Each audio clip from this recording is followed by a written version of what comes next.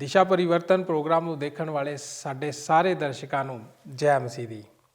ਸਾਡੇ ਅੱਜ ਦੇ ਪ੍ਰੋਗਰਾਮ ਦੇ ਵਿੱਚ ਅੱਜ ਇੱਕ ਵਾਰੀ ਫੇਰ ਤੋਂ ਤੁਹਾਡਾ ਸਭਨਾਂ ਦਾ ਸਵਾਗਤ ਕਰਦੇ ਹਾਂ ਕਿ ਤੁਸੀਂ ਆਪਣਾ ਕੀਮਤੀ ਸਮਾਂ ਕੱਢ ਕੇ ਸਾਡੇ ਨਾਲ ਸਾਡੇ ਅੱਜ ਦੇ ਪ੍ਰੋਗਰਾਮ ਦੇ ਵਿੱਚ ਸ਼ਾਮਿਲ ਹੋਏ ਹੋ। ਦੋਸਤੋ, ਇਸ ਤੋਂ ਪਹਿਲਾਂ ਕਿ ਅਸੀਂ ਆਪਣੇ ਪ੍ਰੋਗਰਾਮ ਦੇ ਵਿੱਚ ਅੱਗੇ ਵਧੀਏ, ਵੇਖ ਲੈਂਦੇ ਹਾਂ ਕਿ ਆਪਣੇ ਪਿਛਲੇ ਪ੍ਰੋਗਰਾਮ ਦੇ ਵਿੱਚ ਅਸੀਂ ਕੀ ਕੀਤਾ ਸੀ।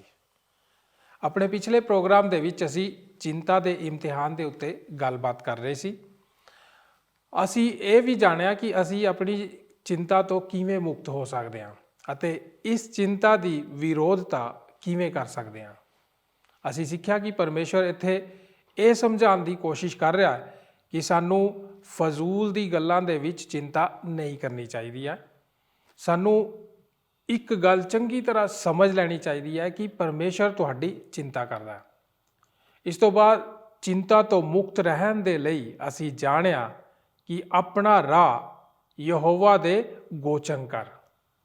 ਅਸੀਂ ਇਹ ਵੀ ਜਾਣਿਆ ਕਿ ਯਹੋਵਾ ਪਰਮੇਸ਼ਰ ਦੇ ਅੱਗੇ ਚੁੱਪਚਾਪ ਰਹਿ ਅਤੇ ਉਹਦੀ ਉਡੀਕ ਕਰ। ਤੁਹਾਡੀ ਮੁਸੀਬਤ ਕਿਸੇ ਵੀ ਤਰ੍ਹਾਂ ਦੀ ਕਿਉਂ ਨਾ ਹੋਵੇ, ਤੁਹਾਡੇ ਹਾਲਾਤ ਕਿੰਨੇ ਵੀ ਮਾੜੇ ਕਿਉਂ ਨਾ ਹੋਣ, ਪਰਮੇਸ਼ਵਰ ਸਾਨੂੰ ਛੁਟਕਾਰਾ ਜ਼ਰੂਰ ਦੇਗਾ। ਦੋਸਤੋ, ਅਸੀਂ ਸਿੱਖਿਆ ਕਿ ਪਰਮੇਸ਼ਵਰ ਸਾਡੇ ਨਾਲ ਵਾਅਦਾ ਕਰਦਾ ਹੈ ਕਿ ਤੁਸੀਂ ਕਿਸੇ ਵੀ ਗੱਲ ਦੀ ਚਿੰਤਾ ਨਾ ਕਰੋ, ਸਗੋਂ ਆਪਣੀਆਂ ਪ੍ਰਾਰਥਨਾਵਾਂ ਅਤੇ ਬੇਨਤੀਆਂ ਧੰਨਵਾਦ ਸਹਿਤ ਪਰਮੇਸ਼ਵਰ ਦੀ ਹਜ਼ੂਰੀ ਵਿੱਚ ਲੈ ਕੇ ਆਓ, ਤਾਂ ਉਹ ਤੁਹਾਨੂੰ ਆਪਣੀ ਸ਼ਕਤੀ ਦੇ ਨਾਲ, ਜੋ ਕਿ ਇਸ ਸੰਸਾਰ ਦੀ ਸਮਝ ਤੋਂ ਪਰੇ ਹੈ, ਭਰ ਦੇਵੇਗਾ। ਉਮੀਦ ਕਰਦੇ ਹਾਂ ਕਿ ਉਹ ਪ੍ਰੋਗਰਾਮ ਤੁਹਾਨੂੰ ਬਹੁਤ ਫਾਇਦੇਮੰਦ ਲੱਗਿਆ ਹੋਵੇਗਾ। ਦੋਸਤੋ, ਅੱਜ ਅਸੀਂ ਮੱਤੀ ਦੀ ਅੰਜੀਲ ਦੇ 7 ਅਧਿਆਏ ਦੀ 1 ਆਇਤ ਤੋਂ ਲੈ ਕੇ 6 ਆਇਤਾਂ ਦੇ ਵਚਨਾਂ ਤੋਂ ਨਿਆਂ ਕਰਨਾ ਬਾਰੇ ਸਿੱਖਾਂਗੇ। ਇਸ ਦੀ ਰੂਪਰੇਖਾ ਇਸ ਪ੍ਰਕਾਰ ਹੈ। ਨੰਬਰ 1, ਨਿਆਂ ਕਰਨ ਲਈ ਸਾਨੂੰ ਪੂਰੀ ਸੱਚਾਈ ਦੀ ਜਾਣਕਾਰੀ ਹੋਣੀ ਚਾਹੀਦੀ ਹੈ। ਨੰਬਰ 2, ਨਿਆਂ ਕਰਨ ਦੇ ਵਿੱਚ ਉਹਦੇ ਆਪਣੇ ਪਾਪ ਵੀ ਪ੍ਰਗਟ ਹੋ ਜਾਂਦੇ ਹਨ। ਨਿਆਂ ਕਰਨ ਦੇ ਵਿੱਚ ਉਹਦੇ ਉੱਪਰ ਉਲਟਾ ਪੁਲਟਾ ਇਲਜ਼ਾਮ ਵੀ ਲੱਗ ਸਕਦਾ ਹੈ। ਨਿਆਂ ਵਿੱਚ ਪ੍ਰਾਥਮਿਕਤਾ ਦੇ ਕ੍ਰਮ ਬਦਲ ਜਾਂਦੇ ਹਨ। ਨਿਆਂ ਕਰਨ ਵਾਲੇ ਲਈ ਆਪਣੀ ਸਮੱਸਿਆ ਦਾ ਹੱਲ ਕਰਨਾ ਔਖਾ ਹੁੰਦਾ ਹੈ। ਤਾਂ ਫਿਰ ਦੋਸਤੋ, ਆਓ ਆਪਣੇ ਪ੍ਰੋਗਰਾਮ ਦੇ ਵਿੱਚ ਅੱਗੇ ਵਧਦੇ ਹਾਂ। ਆਓ ਅਸੀਂ ਸਿੱਖੀਏ ਕਿ ਪਰਮੇਸ਼ਰ ਦਾ ਵਚਨ ਸਾਨੂੰ ਮੱਤੀ ਦੀ ਅੰਜੀਲ ਦੇ 7 ਅਧਿਆਏ ਦੀ 1 ਤੋਂ ਲੈ ਕੇ 6 ਆਇਤਾਂ ਦੇ ਵਚਨਾਂ ਤੋਂ ਕੀ ਸਿਖਾਉਣ ਜਾ ਰਿਹਾ। ਪਰ ਇਸ ਤੋਂ ਪਹਿਲਾਂ ਆਪਣੇ ਮਨਾਂ ਨੂੰ ਤਿਆਰ ਕਰਨ ਦੇ ਲਈ ਸੁਣਦੇ ਹਾਂ ਇਹ ਭਜਨ।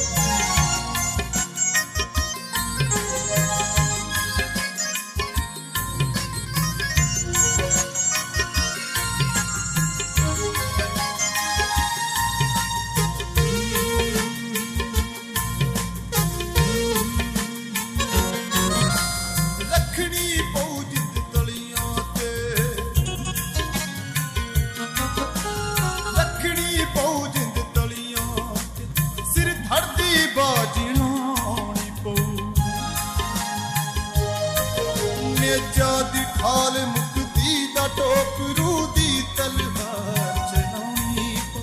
ਨੇਜਾ ਦੀ ਖਾਲ ਮੁਕਤੀ ਦਾ ਟੋਕਰੂ ਦੀ ਤਲਵਾਰ ਚਲਾਉਣੀ ਪਊ। ਉਸ ਨੂੰ ਜ਼ਿੰਦਗੀ ਦਾ ਤਾਜ ਮਿਲੂ।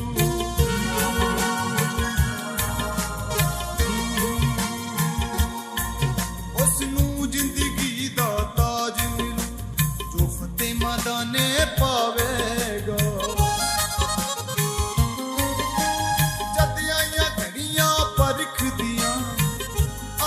ਘੜੀਆਂ ਪਰਖਦੀਆਂ ਈਮਾਨ ਪਰਖਿਆ ਜਾਵੇਗਾ। ਮੇਰਾ ਈਮਾਨ, ਮੇਰਾ ਈਮਾਨ, ਤੇਰਾ ਈਮਾਨ, ਮੇਰਾ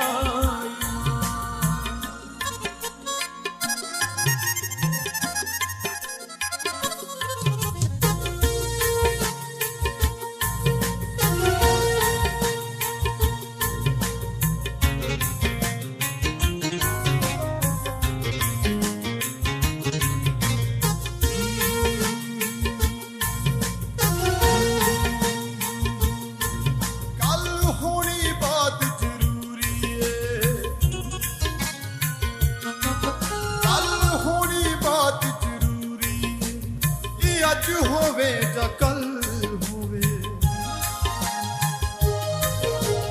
ਮੇਰੀਆਂ ਤਾਂ ਦਿਲੋਂ ਦਵਾਵਾਂ ਨੇ ਮੇਰਾ ਮੁਖ ਮਸੀਹ ਦੇ ਵੱਲ ਹੋ। ਮੇਰੀਆਂ ਤਾਂ ਦਿਲੋਂ ਦਵਾਵਾਂ ਨੇ ਮੇਰਾ ਮੁਖ ਮਸੀਹ ਦੇ ਵੱਲ ਹੋ। ਫਿਰ ਅਜ਼ਮਾਇਸ਼ਾਂ ਦੇ ਪਰਬਤ ਤੇ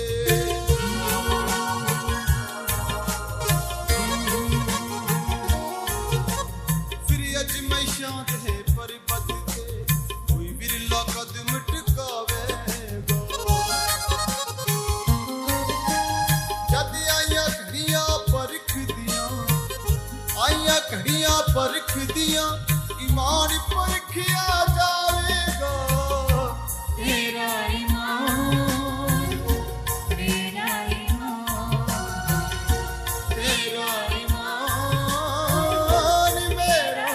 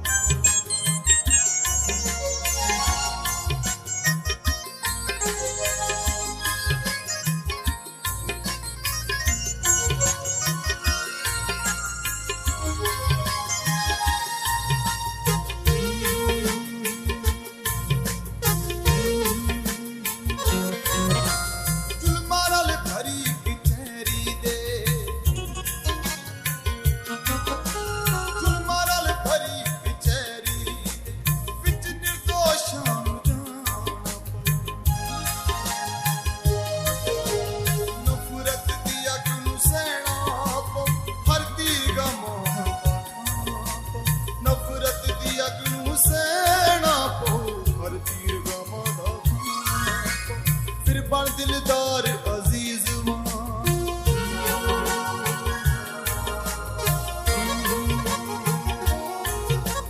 ਫਿਰ ਬਣ ਦਿਲਦਾਰ ਅਜ਼ੀਜ਼ ਵਾਂਗ ਕੋਈ ਗੀਤ ਮਸੀਹ ਦੇ ਗਾਵੇਗਾ। ਜਦ ਆਈਆਂ ਘੜੀਆਂ ਪਰਖਦੀਆਂ, ਆਈਆਂ ਘੜੀਆਂ ਪਰਖਦੀਆਂ ਈਮਾਨ ਪਰਖਿਆ ਜਾਵੇਗਾ। ਮੇਰਾ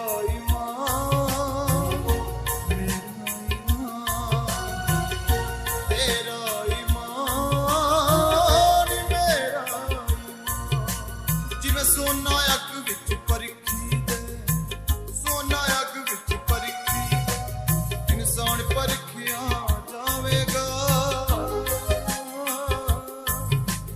ਜਦ ਆਈਆਂ ਘੜੀਆਂ ਪਰਖਦੀਆਂ, ਆਈਆਂ ਘੜੀਆਂ ਪਰਖਦੀਆਂ ਈਮਾਨ ਪਰਖਿਆ ਜਾਵੇਗਾ। ਮੇਰਾ ਈਮਾਨ, ਮੇਰਾ ਈਮਾਨ,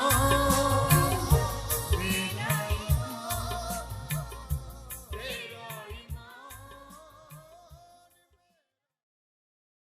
ਅੱਜ ਦੇ ਵਚਨ ਦੀ ਰੂਪ ਰੇਖਾ ਇਸ ਤਰ੍ਹਾਂ ਹੋਵੇਗੀ। ਨਿਆਂ ਕਾਰਨਾ ਨੰਬਰ 1, ਨਿਉ ਕਰਨ ਲਈ ਉਸ ਨੂੰ ਪੂਰੀ ਸੱਚਾਈ ਦੀ ਜਾਣਕਾਰੀ ਹੋਣੀ ਜ਼ਰੂਰੀ ਹੈ।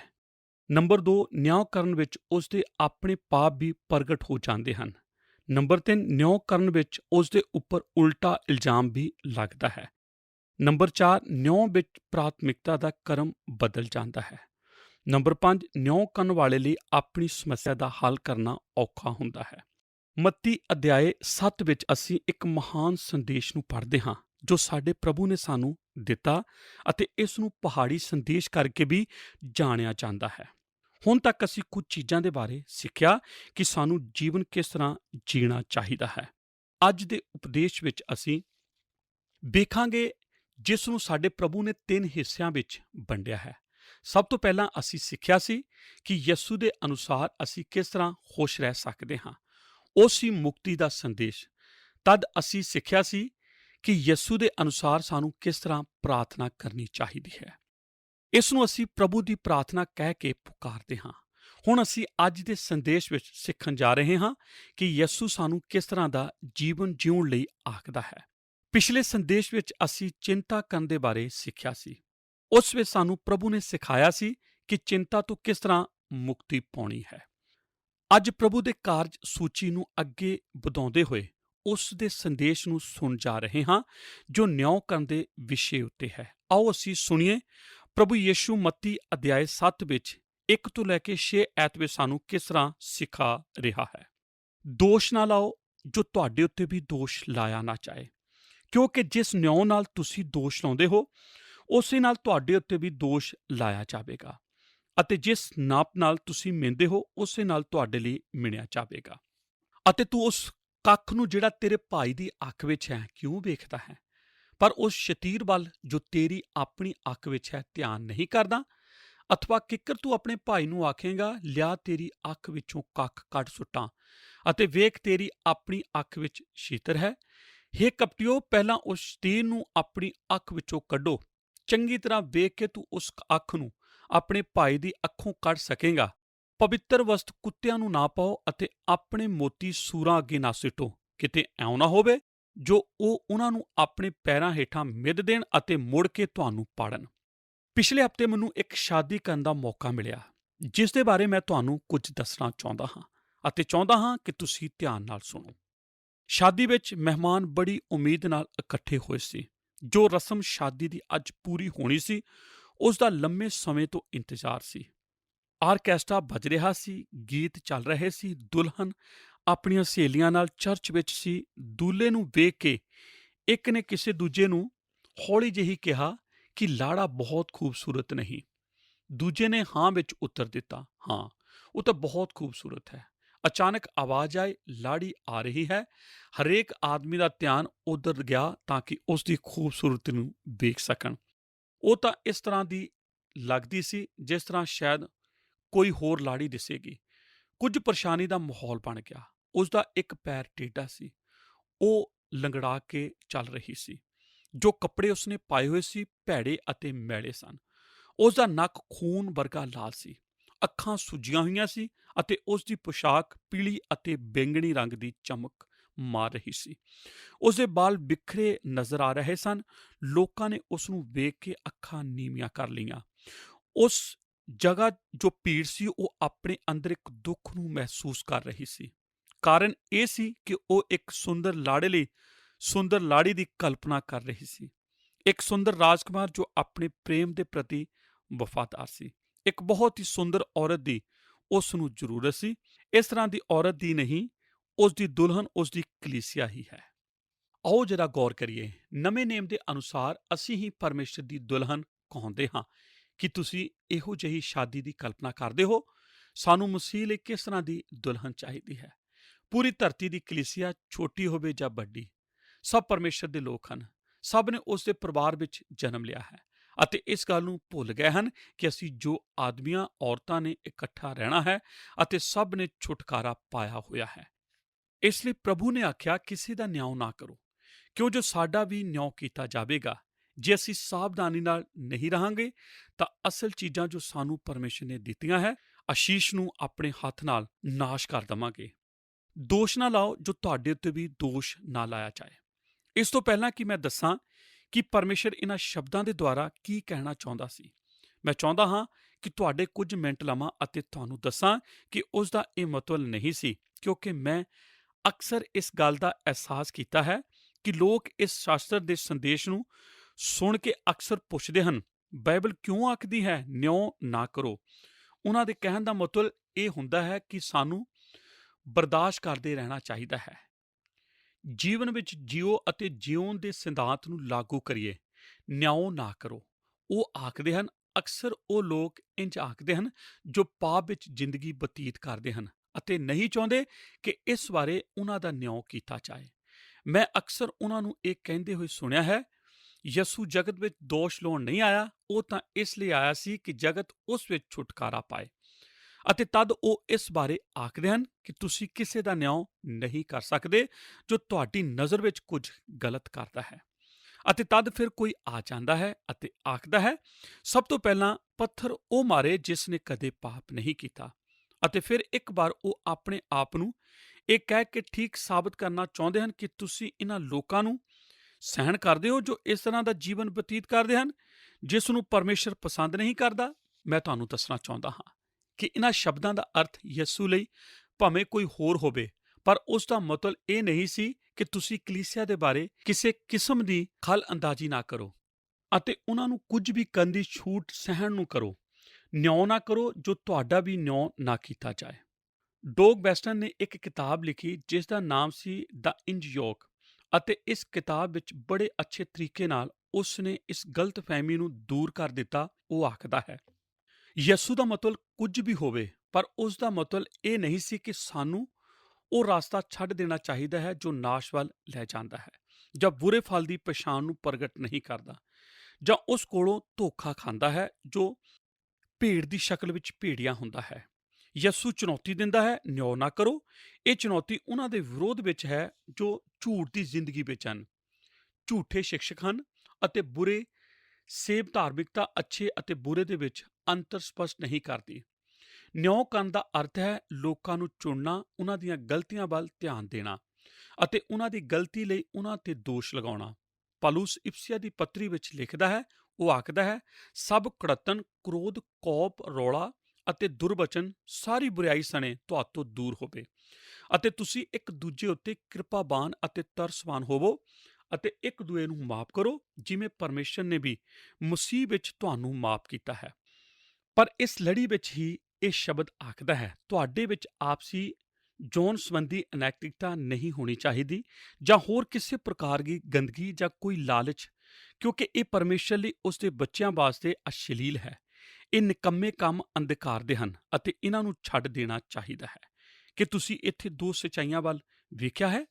ਯਿਸੂ ਆਖਦਾ ਹੈ, ਸਾਨੂੰ ਇੱਕ ਦੂਜੇ ਨਾਲ ਪ੍ਰੇਮ ਕਰਨਾ ਚਾਹੀਦਾ ਹੈ, ਇੱਕ ਦੂਜੇ ਲਈ ਹਮਦਰਦੀ ਹੋਣਾ ਚਾਹੀਦਾ ਹੈ, ਪਰ ਕਿਸੇ ਵੀ ਤਰੀਕੇ ਨਾਲ ਇਸ ਦਾ ਮਤਲਬ ਇਹ ਨਹੀਂ ਕੱਢਣਾ ਚਾਹੀਦਾ ਕਿ ਸਾਨੂੰ ਪਾਪ ਦੇ ਪ੍ਰਤੀ ਆਪਣੀਆਂ ਅੱਖਾਂ ਬੰਦ ਕਰ ਲੈਣੀਆਂ ਚਾਹੀਦੀਆਂ ਹਨ, ਜਾਂ ਉਹਨਾਂ ਕੰਮਾਂ ਲਈ ਅੱਖਾਂ ਬੰਦ ਕਰ ਲੈਣੀਆਂ ਚਾਹੀਦੀਆਂ ਹਨ ਜੋ ਪਰਮੇਸ਼ਰ ਨੂੰ ਨਹੀਂ ਪਾਉਂਦੇ।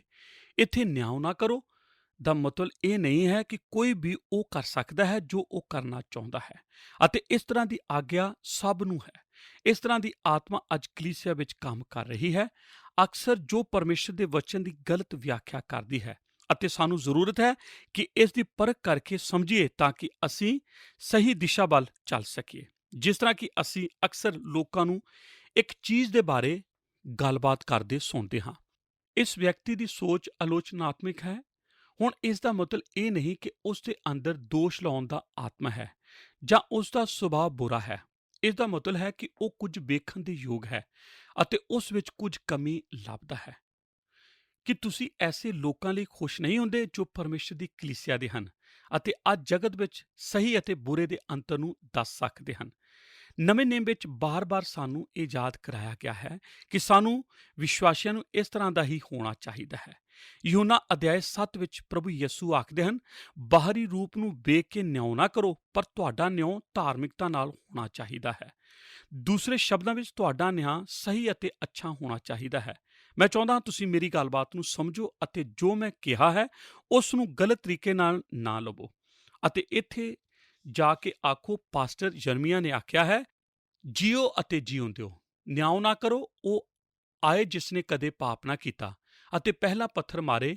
ਇਸ ਲਈ ਜੇ ਤੁਸੀਂ ਕਰਨਾ ਚਾਹੁੰਦੇ ਹੋ, ਬਸ ਇਸ ਨੂੰ ਕਰ ਦਿਓ। ਹਰ ਮਨੁੱਖ ਅੱਜ ਦੇ ਸਮਾਜ ਵਿੱਚ ਧਰਮ ਦੀ ਆਜ਼ਾਦੀ ਦਾ ਇਹ ਰੂਪ ਹੀ ਸਵੀਕਾਰ ਕੀਤਾ ਜਾ ਰਿਹਾ ਹੈ।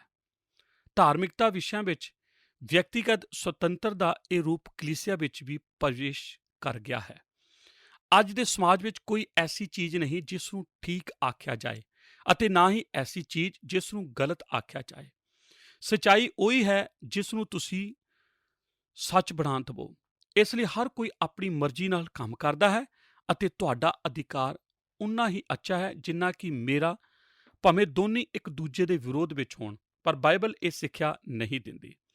ਨਵੇਂ ਨੇਮ ਵਿੱਚ ਇੱਕ ਮੌਕੇ ਤੇ ਕਰੰਥੀਆਂ ਦੀ ਕਿਤਾਬ ਵਿੱਚ ਪਾਲੂਸ ਕਲੀਸਿਆ ਨੂੰ ਸਿੱਖਿਆ ਦਿੰਦਾ ਹੈ ਅਤੇ ਆਖਦਾ ਹੈ ਕਿ ਤੁਸੀਂ ਨਹੀਂ ਜਾਣਦੇ ਭਵਿੱਖ ਵਿੱਚ ਤੁਸੀਂ ਸਵਰਗਦੂਤਾਂ ਦਾ ਨਿਆਂ ਕਰਨ ਜਾ ਰਹੇ ਹੋ। ਉੱਥੇ ਕੋਈ ਵੀ ਤੁਹਾਡੀ ਸਮੱਸਿਆ ਲਈ ਕੋਈ ਤੁਹਾਡੀ ਮਦਦ ਨਹੀਂ ਕਰੇਗਾ। ਜਿਨ੍ਹਾਂ ਨੇ ਪਰਮੇਸ਼ਰ ਦੇ ਨਾਮ ਦੀ ਉਲੰਘਣਾ ਕੀਤੀ ਹੈ ਉਹ ਨਿਆਂ ਲਈ ਪੇਸ਼ ਕੀਤੇ ਜਾਣਗੇ। ਇਸ ਲਈ ਬਹੁਤ ਜ਼ਰੂਰੀ ਹੈ ਕਿ ਅਸੀਂ ਸਮਝ ਲਈਏ ਫੈਸਲਾ ਅਤੇ ਫੈਸਲਾ ਕਰਨ ਵਿੱਚ ਅੰਤਰ ਹੈ। ਇੱਕ ਚੀਜ਼ ਕਲੀਸਿਆ ਵਾਸਤੇ ਬਹੁਤ ਜ਼ਰੂਰੀ ਹੈ ਅਤੇ ਦੂਜੀ ਚੀਜ਼ ਬਹੁਤ ਖਤਰਨਾਕ ਹੈ। ਇਸ ਲਈ ਜੇ ਸਾਨੂੰ ਦੋਹਾਂ ਵਿੱਚ ਅੰਤਰ ਨਹੀਂ ਪਤਾ ਤਾਂ ਅਸੀਂ ਇੱਕ ਵੱਡੀ ਭੁੱਲ ਕਰ ਬੈਠਦੇ ਹਾਂ। ਇਹ ਸਭ ਕੁਝ ਦੱਸਣ ਦੇ ਬਾਅਦ ਇੱਕ ਹੋਰ ਚੀਜ਼ ਹੈ ਜੋ ਓਨੀ ਹੀ ਪਾਪ ਭਰੀ ਹੈ, ਜਿਸ ਤਰ੍ਹਾਂ ਕਿ ਨਿਆਂ ਕਰਨਾ, ਆਲੋਚਨਾ ਕਰਨਾ। ਅਤੇ ਯਿਸੂ 7ਵੇਂ ਅਧਿਆਇ ਦੀ ਸ਼ੁਰੂਆਤ ਇਹ ਕਹਿੰਦੇ ਹੋਏ ਕਰਦਾ ਹੈ ਕਿ ਤੁਸੀਂ ਇਸ ਨੂੰ ਨਾ ਕਰੋ। ਇਹ ਨਹੀਂ ਕਹਿ ਰਿਹਾ ਕਿ ਤੁਸੀਂ ਇਸ ਨੂੰ ਕਰਨ ਦੀ ਸ਼ੁਰੂਆਤ ਨਾ ਕਰੋ। ਉਹ ਤਾਂ ਅਸਲ ਵਿੱਚ ਇਹ ਕਹਿ ਰਿਹਾ ਹੈ ਕਿ ਇਸ ਨੂੰ ਕਰਨਾ ਬੰਦ ਕਰੋ। ਇਹ ਉਸ ਦੀ ਸਲਾਹ ਹੀ ਨਹੀਂ ਬਲਕਿ ਉਸ ਦਾ ਆਦੇਸ਼ ਹੈ। ਯਿਸੂ ਕਹਿ ਰਿਹਾ ਹੈ ਤੁਸੀਂ ਇਸ ਤਰ੍ਹਾਂ ਕਰਦੇ ਹੋ, ਇਸ ਲਈ ਇਸ ਨੂੰ ਬੰਦ ਕਰੋ। ਹੁਣ ਅੱਗੇ ਤੋਂ ਨਾ ਕਰੋ। ਇਸ ਤਰ੍ਹਾਂ ਦੀ ਆਤਮਾ ਨੂੰ ਆਪਣੇ ਅੰਦਰ ਨਾ ਆਉਣ ਦਿਓ। ਹੁਣ ਅਸੀਂ ਧਾਰਮਿਕਤਾ, ਨਿਆਂ ਅਤੇ ਉਹ ਨਿਆਂ ਜਿਸ ਦੇ ਬਾਰੇ ਯਿਸੂ ਨੇ ਕਰਨ ਨੂੰ ਕਹਿੰਦਾ ਹੈ ਵਿੱਚ ਕੀ ਅੰਤਰ ਵੇਖਾਂਗੇ। ਬਹੁਤ ਆਸਾਨ ਹੈ। ਜਿਸ ਨਿਆਂ ਦੇ ਬਾਰੇ ਯਿਸੂ ਗੱਲਬਾਤ ਕਰ ਰਿਹਾ ਹੈ ਉਹ ਹੈ ਦੋਸ਼ ਕੱਢਣ ਲਈ ਜਾਂਚ ਕਰਨ ਦਾ ਆਤਮਾ।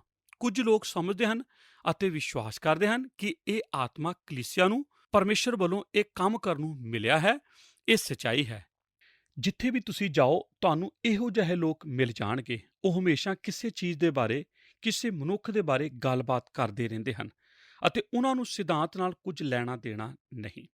ਉਹ ਅਕਸਰ ਇਹਨਾਂ ਗੱਲਾਂ ਵਿੱਚ ਹੀ ਫਸੇ ਰਹਿੰਦੇ ਹਨ ਅਤੇ ਜਿੱਥੇ ਅਵਿਸ਼ਵਾਸੀ ਲੋਕ ਹੁੰਦੇ ਹਨ ਉਹਨਾਂ ਵਿੱਚ ਕੰਮ ਕਰਦੇ ਹਨ।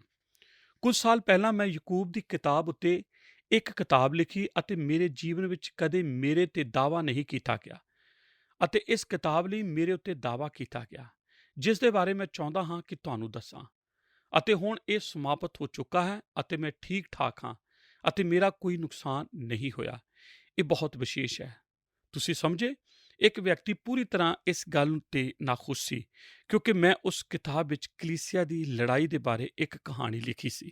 ਮੈਂ ਉਸ ਨੂੰ ਦੁਹਰਾਉਣਾ ਨਹੀਂ ਚਾਹੁੰਦਾ ਕਿਉਂਕਿ ਮੈਂ ਨਹੀਂ ਚਾਹੁੰਦਾ ਕਿ ਫਿਰ ਕੋਈ ਮੇਰੇ ਤੇ ਦੁਬਾਰਾ ਦਾਅਵਾ ਕਰੇ। ਤੁਸੀਂ ਸ਼ਾਇਦ ਇਸ ਗੱਲ ਤੇ ਵਿਸ਼ਵਾਸ ਨਹੀਂ ਕਰੋਗੇ ਕਿ ਕਲੀਸਿਆ ਵਿੱਚ ਇਸ ਹੱਦ ਤੱਕ ਕਿ ਕੁਝ ਹੋ ਸਕਦਾ ਹੈ ਤੁਹਾਡੇ ਉੱਤੇ ਵੀ ਇਸ ਤਰ੍ਹਾਂ ਦੀ ਸਮੱਸਿਆ ਆਈ ਹੋਵੇ। ਤੁਸੀਂ ਸਮਝ ਗਏ ਹੋਵੋਗੇ ਕਿ ਮੈਂ ਕਿਸ ਬਾਰੇ ਗੱਲਬਾਤ ਕਰਨਾ ਚਾਹ ਰਿਹਾ ਹਾਂ। ਇਸ ਤਰ੍ਹਾਂ ਦਾ ਨਿਆਂ ਸਾਡੇ ਉੱਪਰ ਆ ਸਕਦਾ ਹੈ। ਇਸ ਲਈ ਮੈਂ ਅੱਜ ਇਹ ਫੈਸਲਾ ਕੀਤਾ ਹੈ ਕਿ ਸ਼ਾਸਤਰ ਦੀਆਂ ਗੱਲਾਂ ਤੁਹਾਡੇ ਉੱਤੇ ਖੋਲਾਂ ਤਾਂ ਕਿ ਤੁਸੀਂ ਇਹਨਾਂ ਨੂੰ ਸਮਝ ਸਕੋ। ਪਿਆਰੇ ਦਰਸ਼ਕੋ, ਅਸੀਂ ਤੁਹਾਡਾ ਸਾਰਿਆਂ ਦਾ ਦਿਲ ਤੋਂ ਧੰਨਵਾਦ ਕਰਦੇ ਹਾਂ ਕਿ ਤੁਸੀਂ ਸਾਡੇ ਨਾਲ ਸਾਡੇ ਅੱਜ ਦੇ ਪ੍ਰੋਗਰਾਮ ਦੇ ਵਿੱਚ ਅਖੀਰ ਤੱਕ ਬਣੇ ਰਹੇ। ਅੱਜ ਅਸੀਂ ਮੱਤੀ ਦੀ ਅੰਜੀਲ ਦੇ 7 ਅਧਿਆਏ ਦੀ 1 ਆਇਤ ਤੋਂ ਲੈ ਕੇ 6 ਆਇਤਾਂ ਦੇ ਵਚਨਾਂ ਤੋਂ ਨਿਆਂ ਕਰਨਾ ਬਾਰੇ ਸਿੱਖ ਰਹੇ ਸੀ। ਦੋਸਤੋ, ਅੱਜ ਅਸੀਂ ਸਿੱਖਿਆ ਕਿ ਯਿਸੂ ਜੀ ਸਾਨੂੰ ਕਿਸ ਤਰ੍ਹਾਂ ਦਾ ਜੀਵਨ ਜੀਣ ਦੇ ਲਈ ਕਹਿੰਦੇ ਹਨ। ਅੱਜ ਦਾ ਸੰਦੇਸ਼ ਨਿਆਂ ਕਰਨ ਦੇ ਉੱਤੇ ਆਧਾਰਿਤ ਸੀ। ਅਸੀਂ ਸਿੱਖਿਆ ਕਿ ਪ੍ਰਭੂ ਯਿਸੂ ਜੀ ਕਹਿੰਦੇ ਹਨ ਕਿ ਦੋਸ਼ ਨਾ ਲਗਾਓ ਕਿ ਤੁਹਾਡੇ ਉੱਤੇ ਵੀ ਦੋਸ਼ ਲਗਾਇਆ ਜਾਏਗਾ। ਅਸਲ ਦੇ ਵਿੱਚ ਯਿਸੂ ਚੁਣੌਤੀ ਦਿੰਦੇ ਹਨ ਕਿ ਨਿਆਂ ਨਾ ਕਰੋ। ਇਹ ਚੁਣੌਤੀ ਉਹਨਾਂ ਲੋਕਾਂ ਦੇ ਵਿਰੁੱਧ ਸੀ ਜਿਹੜੇ ਝੂਠ ਦੀ ਜ਼ਿੰਦਗੀ ਜੀਂਦੇ ਸਨ ਅਤੇ ਝੂਠ ਦੇ ਸਿੱਖਿਅਕ ਸਨ ਅਤੇ ਬੁਰੀ ਅਤੇ ਅੱਛੀ ਧਾਰਮਿਕਤਾ ਦੇ ਵਿੱਚ ਅੰਤਰ ਸਪਸ਼ਟ ਨਹੀਂ ਕਰਦੇ ਸੀ। ਨਿਆਂ ਕਰਨ ਦਾ ਅਰਥ ਹੈ ਲੋਕਾਂ ਨੂੰ ਚੁਣਨਾ ਅਤੇ ਉਹਨਾਂ ਦੀਆਂ ਗਲਤੀਆਂ ਵੱਲ ਧਿਆਨ ਦੇਣਾ ਅਤੇ ਉਹਨਾਂ ਦੀਆਂ ਗਲਤੀਆਂ ਦੇ ਲਈ ਉਹਨਾਂ ਦੇ ਉੱਤੇ ਦੋਸ਼ ਲਗਾਉਣਾ। ਅਸੀਂ ਵੇਖਿਆ ਕਿ ਪ੍ਰਭੂ ਯਿਸੂ ਜੀ ਦੋ ਸੱਚਾਈਆਂ ਵੱਲ ਇਸ਼ਾਰਾ ਕਰ ਰਹੇ ਸਨ। ਪਹਿਲੀ, ਯਿਸੂ ਜੀ ਆਖਦੇ ਹਨ ਕਿ ਸਾਨੂੰ ਇੱਕ ਦੂਜੇ ਦੇ ਨਾਲ ਪ੍ਰੇਮ ਕਰਨਾ ਚਾਹੀਦਾ ਹੈ। ਇੱਕ ਦੂਜੇ ਦੇ ਲਈ ਸਾਡੇ ਦਿਲਾਂ 'ਚ ਹਮਦਰਦੀ ਹੋਣੀ ਚਾਹੀਦੀ ਹੈ। ਦੂਜੀ, ਪਰ ਇਸ ਦਾ ਕਿਸੇ ਵੀ ਤਰੀਕੇ ਨਾਲ ਇਹ ਮਤਲਬ ਨਹੀਂ ਹੋ ਸਕਦਾ ਕਿ ਸਾਨੂੰ ਪਾਪ ਦੇ ਪ੍ਰਤੀ ਆਪਣੀ ਅੱਖਾਂ ਬੰਦ ਕਰ ਲੈਣੀਆਂ ਚਾਹੀਦੀਆਂ ਜਾਂ ਉਹਨਾਂ ਕੰਮਾਂ ਦੇ ਲਈ ਅੱਖਾਂ ਬੰਦ ਕਰ ਲੈਣੀਆਂ ਚਾਹੀਦੀਆਂ ਹਨ ਜੋ ਪਰਮੇਸ਼ਵਰ ਦੀ ਨਿਗਾਹ ਦੇ ਵਿੱਚ ਸਹੀ ਨਹੀਂ ਹਨ। ਇੱਥੇ ਨਿਆਂ ਕਰਨ ਦਾ ਮਤਲਬ ਇਹ ਨਹੀਂ ਹੈ ਕਿ ਕੋਈ ਵੀ ਉਹ ਕਰ ਸਕਦਾ ਹੈ ਜੋ ਕਰਨਾ ਚਾਹੁੰਦਾ ਹੈ। ਸਾਨੂੰ ਸਹੀ ਅਤੇ ਗਲਤ ਦੇ ਵਿੱਚ ਫਰਕ ਨੂੰ ਕਰਨਾ ਆਉਣਾ ਚਾਹੀਦਾ। ਅਸੀਂ ਆਪਣੇ ਅੱਜ ਦੇ ਪ੍ਰੋਗਰਾਮ ਦੇ ਵਿੱਚ ਇਹ ਵੀ ਜਾਣਿਆ ਕਿ ਸਾਨੂੰ ਕਿਸੇ ਦਾ ਵੀ ਬਾਹਰੀ ਰੂਪ ਨੂੰ ਵੇਖ ਕੇ ਨਿਆਂ ਨਹੀਂ ਕਰਨਾ ਚਾਹੀਦਾ। ਯਿਸੂ ਜੀ ਜਿਸ ਨਿਆਂ ਦੀ ਗੱਲ ਕਰ ਰਹੇ ਹਨ ਉਹ ਹੈ ਦੋਸ਼ ਕੱਢਣ ਦੀ ਜਾਂਚ ਕਰਨ ਦਾ ਆਤਮਾ।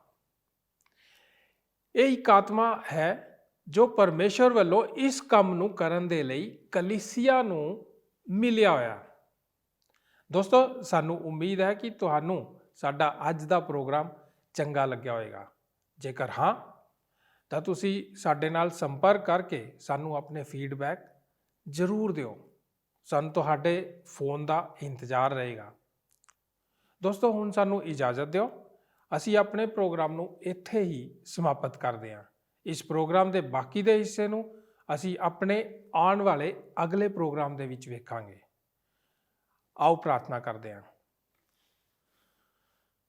ਸਾਡੇ ਸੱਚੇ ਜਿੰਦਾ ਪਰਮੇਸ਼ਵਰ ਪ੍ਰਭੂ ਯਿਸੂ ਮਸੀਹ, ਤੁਹਾਡਾ ਧੰਨਵਾਦ ਕਰਦੇ ਹਾਂ ਪਰਮੇਸ਼ਵਰ ਪਿਤਾ ਕਿ ਤੁਸੀਂ ਸਾਨੂੰ ਅੱਜ ਦੇ ਵਚਨ ਦੇ ਦੁਆਰਾ ਆਸ਼ੀਸ਼ ਬਰਕਤ ਦਿੱਤੀ। ਤੁਸੀਂ ਸਾਨੂੰ ਨਿਆਏ ਕਾਰਨਾਂ ਬਾਰੇ ਦੱਸਿਆ। ਤੁਸੀਂ ਸਾਨੂੰ ਸਮਝਾਇਆ ਕਿ ਅਸੀਂ ਬੇਵਜ੍ਹਾ ਕਿਸੇ ਦੇ ਉੱਤੇ ਦੋਸ਼ ਨਾ ਲਗਾਈਏ। ਅਸੀਂ ਇਸ ਕਰਕੇ ਦੋਸ਼ ਨਾ ਲਗਾਈਏ ਕਿਉਂਕਿ ਅਸੀਂ ਉਹਨਾਂ ਨੂੰ ਪਸੰਦ ਨਹੀਂ ਕਰਦੇ ਔਰ ਚਾਹੁੰਦੇ ਹਾਂ ਕਿ ਅਸੀਂ ਉਹਨਾਂ ਦੀ ਗਲਤੀਆਂ ਲੱਭ ਕੇ ਉਹਨਾਂ ਨੂੰ ਫਸਾ ਸਕੀਏ। ਪਰੰਤੂ ਪ੍ਰਭੂ, ਅਸੀਂ ਤੇਰੇ ਵਚਨ ਦੇ ਅਨੁਸਾਰ ਇਸ ਲਈ ਕਿਸੇ ਵਿਅਕਤੀ ਤੇ ਦੋਸ਼ ਲਗਾਈਏ ਕਿਉਂਕਿ ਉਸ ਦੇ ਅੰਦਰ ਉਹ ਕਮੀ ਹੈ, ਤਾਂ ਕਿ ਉਸ ਕਮੀ ਦਾ ਇੰਤਜ਼ਾਮ ਹੋ ਸਕੇ, ਉਸ ਦਾ ਇਲਾਜ ਹੋ ਸਕੇ ਔਰ ਉਹ ਵਿਅਕਤੀ ਜਿਹੜਾ ਉਸ ਕਮਜ਼ੋਰੀ ਤੋਂ ਬਾਹਰ ਆ ਸਕੇ। ਪ੍ਰਭੂ ਜੀ, ਅੱਜ ਦੇ ਇਹਨਾਂ ਵਚਨਾਂ ਵਾਸਤੇ ਅਸੀਂ ਦਿਲ ਤੋਂ ਤੁਹਾਡਾ ਧੰਨਵਾਦ ਕਰਦੇ ਹਾਂ। ਜਿੰਨੇ ਵੀ ਸਾਡੇ ਦਰਸ਼ਕਾਂ ਨੇ ਅੱਜ ਇਸ ਪ੍ਰੋਗਰਾਮ ਨੂੰ ਦੇਖਿਆ, ਉਹਨਾਂ ਸਾਰਿਆਂ ਨੂੰ ਬਰਕਤ ਦਿਓ ਔਰ ਇਸ ਵਚਨ ਦੇ ਅਨੁਸਾਰ ਜੀਣ ਦੀ ਤੌਫੀਕ ਬਖਸ਼ੋ। ਯਿਸੂ ਨਾਸਰੀ ਜੀ ਦੇ ਨਾਂ 'ਚ ਮੰਗਦੇ ਹਾਂ, ਆਮੀਨ। ਸਾਰਿਆਂ ਨੂੰ ਜੈ ਮਸੀਹ ਦੀ। ਕੀ ਤੁਹਾਨੂੰ ਇਹ ਪ੍ਰੋਗਰਾਮ ਪਸੰਦ ਆਇਆ? ਹੁਣੇ ਸਾਨੂੰ ਇੱਕ ਮਿਸ ਕਾਲ ਦਿਓ ਤੇ ਤੁਸੀਂ ਅਗਲੇ ਜੇਤੂ ਹੋ ਸਕਦੇ ਹੋ।